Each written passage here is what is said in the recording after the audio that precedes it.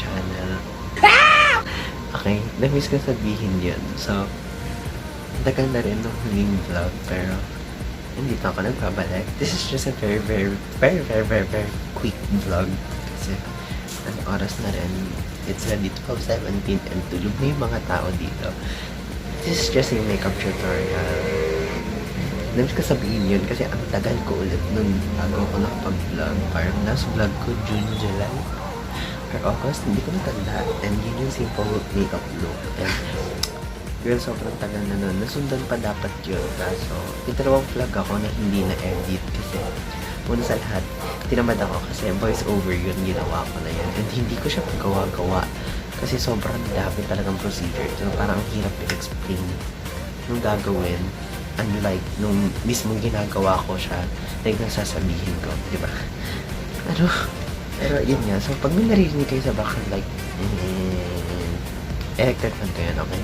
Hindi ko na kaya nang walang electric fan ngayon dahil sobrang init. Lalo na pag madaling araw dito sa amin. Ang init. So, kailangan ko mag-electric fan. And, ayun. So, this is just a quick tutorial. A quick tutorial vlog. So, I'm just happy na babalik na ulit ako sa pag-vlog. Sana si Pagin. Hindi nyo marinig yung boses ko. Gagawa ko lang siguro ng paraan tungkol sa editing part. Pero, yeah. So, let's start. So, this month ay March 2024 and merong event ang Watsons and Look yata. Yes, Look and Watsons meron silang event which is the BeautyCon and kasama na rin yata si SM doon. So, meron silang event doon na kung saan nandoon lahat ng brands, makeup brands ng Watsons and ng Look. And girl, punta kami sa day 1 and day 2 and balita kasi namin may mga freebies doon, of course. Alam naman namin na first may freebies doon. So, pumunta kami. Kasi sayang naman yung freebies, diba? Pumunta kami ng day 1 and day 2. So, nung day 3, Friday, hindi na kami nakapunta kasi ano pang reason para pumunta kami. And ngayong Sabado, meron kasi pupunta doon which is si Art Evangelista. And iba pang artist and iba pang TikToker, influencer. Pero hindi na kami nakapunta kasi una-una tinamad ako kasi for sure marami ng tao doon. Of course, Miss Heart Evangelista, diba? Pero okay na yun, day 1 yung dito, okay na naman. Of course, kaya naman talaga kami pumunta doon is para makita yung mga influencers. And hindi lang yun, kasi may mga freebies din. Sa mga brands or booths is may binibigay na freebies pag pumunta ka sa kanila. So, ang pinaka-pinuntahan talaga doon is si Maybelline and si Get Ready With Me, also Vice Cosmetics. And easy actually, pero may freebies halos lahat and may discount din. So, sa ibang shop, pag bumili ka, meron ka freebie na ganito. Pag may na-purchase ka na, halimbawa 500 pesos, of course, may freebie ka na ganito. Pero sa iba kasi, mag-survey ka lang, sagutan mo lang yung survey nila and good to go ka na. Meron ka na agad freebie. So, nung pumunta kami ng day 1, sakto, pumunta kami ng day 1, may freebie sila. So, ito yung mga gagamitin ko ngayon. So, parang first impression na rin sila kasi first time ko lang din sila magagamit. And first time ako nagkaroon ng ganito. So, first impression na rin itong vlog na to. But, ito na yung nakuha ko dun sa mga freebies. First is ito, yung Vice Cosmetics na mirror. Yes, mirror siya, guys.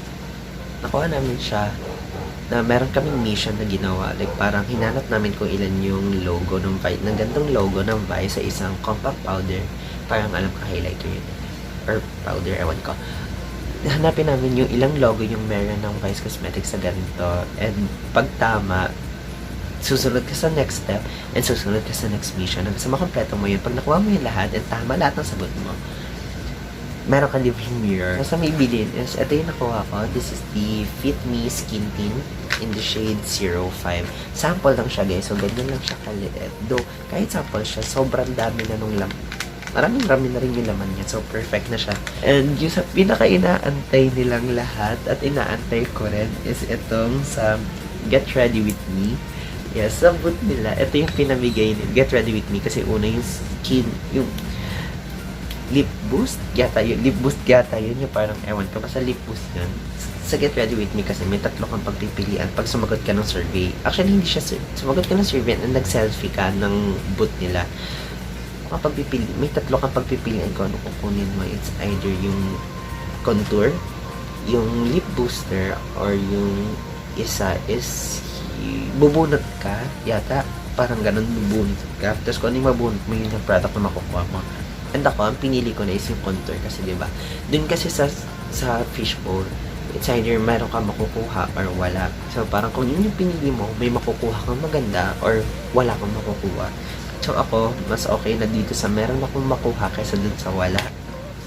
Kaya, ito na yung pinili ko and this is the Get Ready With Me Shady Sun Contour Stick in the shade Phoenix. So, gusto ko siya i-try. Gusto ko sila i-try kasi first time ko magkakaroon ng ganito. Gusto ko... So, let's start. First, mag-moisturizer lang ako and I'm gonna be using this Bare Face Love and Light Moisturizer. Nakita nyo na ito sa last vlog ko. Nakita nyo naman siguro yung effect kung bakit gusto ko gamitin itong product na ito. Kasi it can give you the luminous effect. Like, hindi siya luminous, pero parang sobrang ano ng skin mo. Sobrang healthy ng skin mo.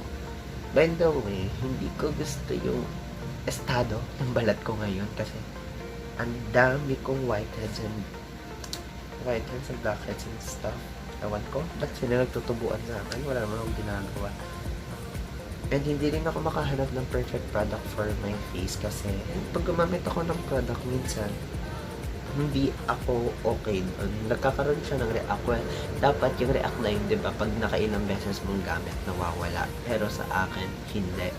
Kahit almost 2 weeks ko na siya, to 3 weeks ko na siyang ginagamit, hindi pa rin nawawala yung dapat na mawala. Kasi diba sabi nila meron siyang ibang product na kailangan mo siyang gamitin ng 2 weeks, magkakaroon siya ng reaction, pero mawawala siya ng after ng gatong weeks. At sa akin, hindi po.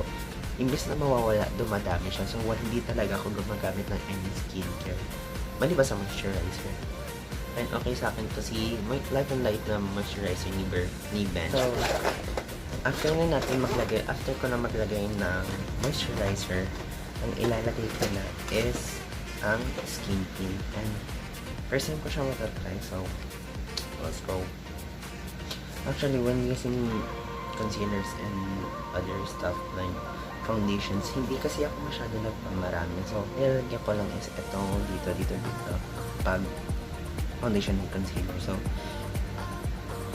mas maganda yata ito pag nilahat eh. So, sige.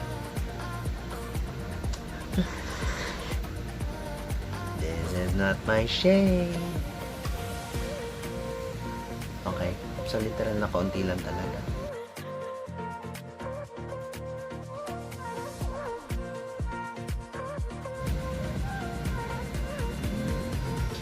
Pipilitin ko lang siyang i-blend.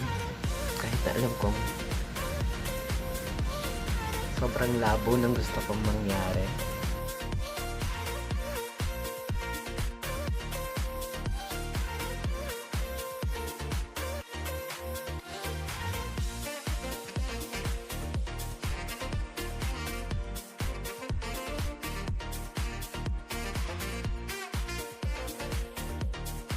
So, okay.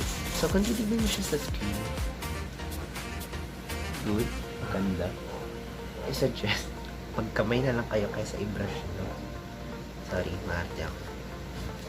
Hindi ko rin actually ginagawa yung ganito na cream to cream. Hindi ako sanay. So, this is my first time doing this. Kasi nakikita ko lang din sa TikTok. Pero yan. So, next kung gagamitin ko na si Get Ready With Me Shady Sun for my contour.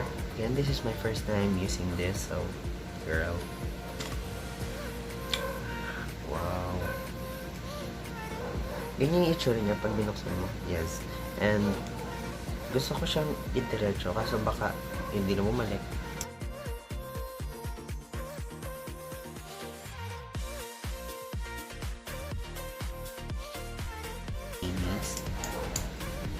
Hindi ko alam kung paano gumamit na ito. So, kung maaamoy nyo lang siya sa personal, amoy siyang chocolate. Like, literal na amoy chocolate. Mas gupusay mo siyang kainin kesa sa gamitin sa mukha. So, let's try. I don't know kung saan yung right placement kasi hindi ako nagko-contour. Depende lang. Pero,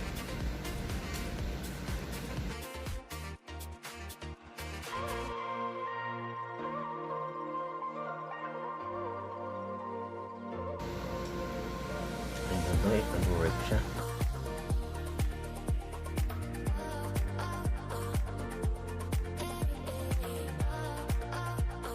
don't know if nakikita niyo siya, pero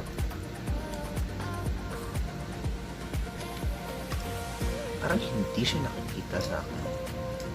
Ewan, talit na lang natin.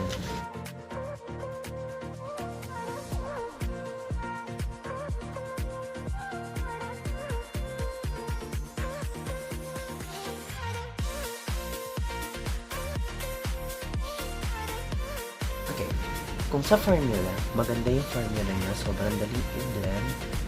Pero kung dun sa kulay, hindi lang siguro pasok sa akin yung shade na Phoenix kasi That's weird. sobrang cool niya. Hindi ko kasi alam kung warm tone ako or cool tone ako, pero alam ko warm tone ako kasi yung skin ko mas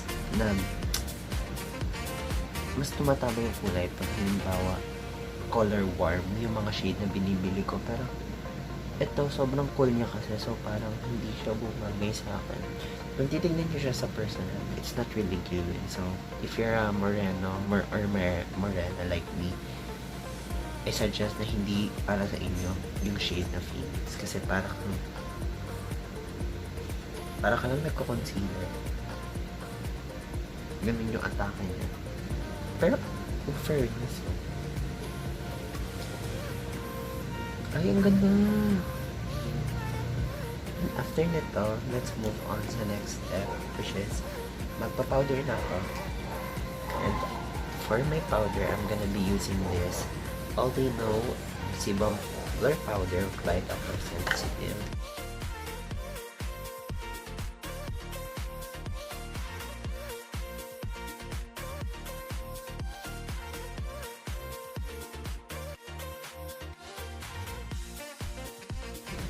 Okay naman pala sila parehas.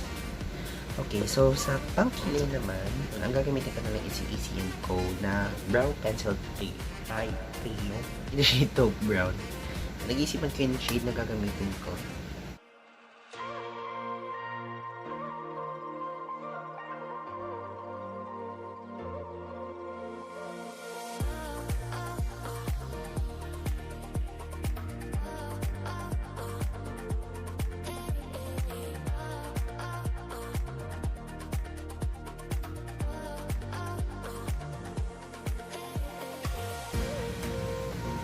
I'm done doing the other side.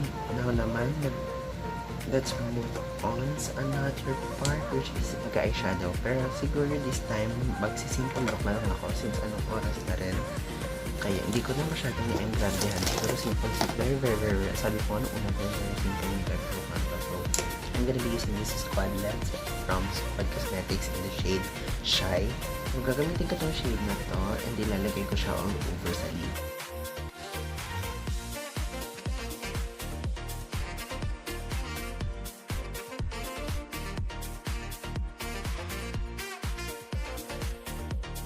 After nun, ang kukunin ko na is itong Sassy or Safe Lady na eyeshadow palette. Yung dalawa in the shade Chestnut.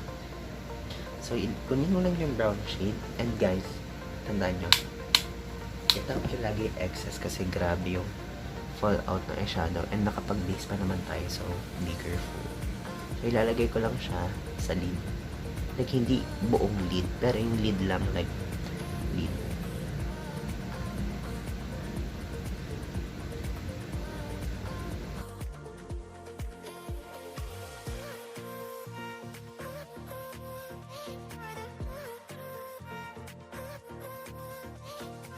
So, dadiretso na tayo sa pag-eyeliner. And for my eyeliner, ang gagawin ko is gel eyeliner from Vice Cosmetics. And yes, bagong bili ko lang din po ito. Hindi ko lang siya nasama sa vlog. Hindi ko pa siya nabavlog, pero bago lang din. So, for my eyeliner, I'm gonna use the shade Soft Lang Brown.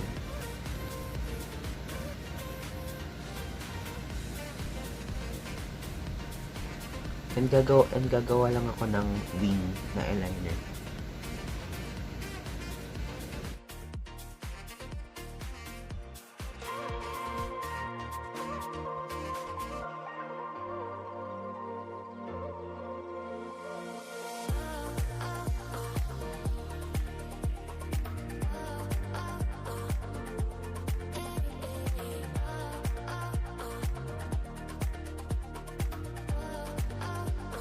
Okay, so gagawin ko lang yung ginawa ko ng eyeliner sa kabilang side.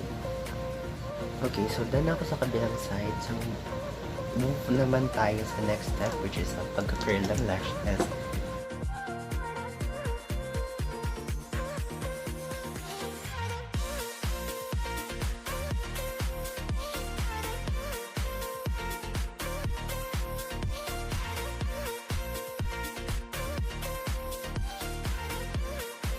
After mo mag-curl ng lashes, move on na tayo sa next part. And this is my very favorite part.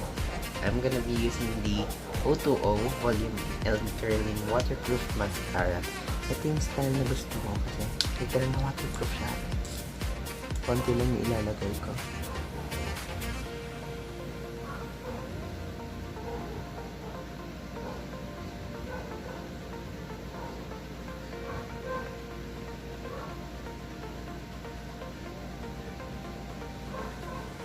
Yes po, if makikita niyo sa personal na ganito yung lashes ko, seryoso, konti lang po yung nilagay kong mascara dyan. After that, lalagyan ko lang ng eyeshadow yung lower lash ko. Wala muna tayong mga glitters sa eyes ngayon kasi unang-unang hirap magbura gabi na ate.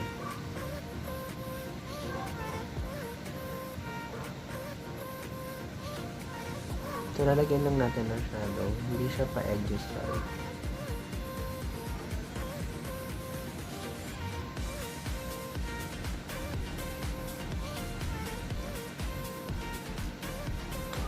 Dala ko sa lower lash. Ang ilalagay ko naman ngayon is shimmer sa under eye. Here's this shimmer from Shopee. Hindi ko alam kung anong shop yung pinagbilan ko. Nalimutan ko na. Pero ito yung itsura niya. Naging yun na itong nakikita sa akin.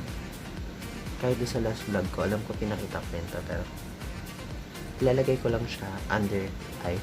Like hindi siya sa waterline na under eye lang.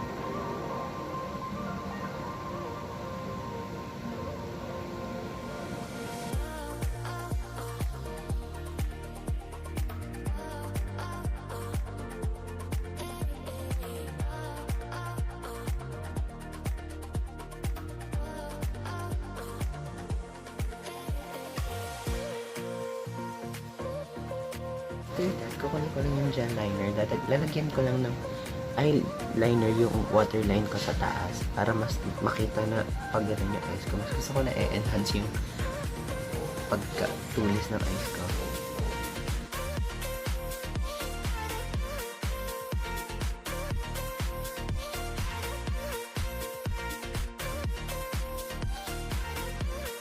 Then, I'm done na sa eye. So, let's move on naman tayo sa blush. For my blush, ito lang talaga yung ginagamit ko pang blush. This is the Nishido True Color Collection Eyeshadow in the shade Electric Pink. Yeah, I know it's very pale pink, pero super ganda niya pag nasa skin. So, since pa sweet girl lang tayo, ilalagay ko lang siya sa apples and cheeks. Like, girl. So, sa kabila rin, like,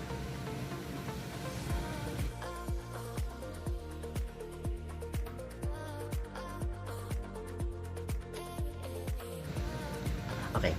Pagdating sa blush, kailangan ko agad bitawan after ko malagyan ng buong mukha dahil hindi ko na tinitigilan pagdating sa cheek. So, bitawan na natin. Next is matte. Kukontour naman tayo. So, yung nilagay ko kanina, medyo hindi siya makita. So, dadagdagan lang natin ng konting contour. Magka-contour ako and ang gagamitin ko ulit is yung Squad LED by Squad Cosmetics in the shade Shy. And gagamitin ko itong dark shade. Like,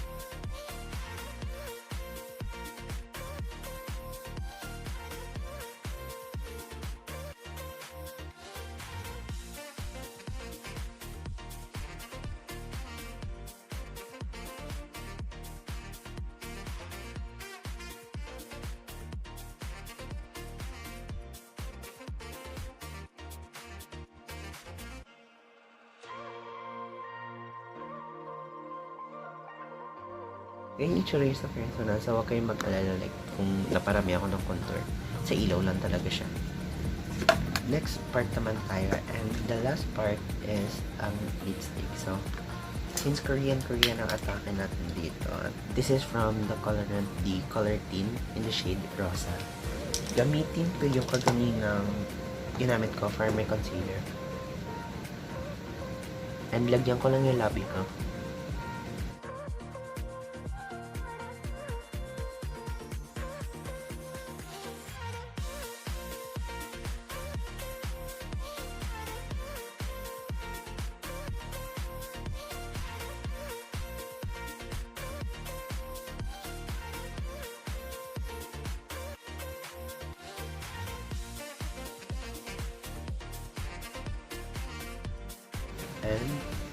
And done. So, gusto ko rin siguro matte yung look ko, pero gusto ko rin mag-setting spray. So, gamit ako ng setting spray. Ngayon, kahit buburahin ko rin siya agad.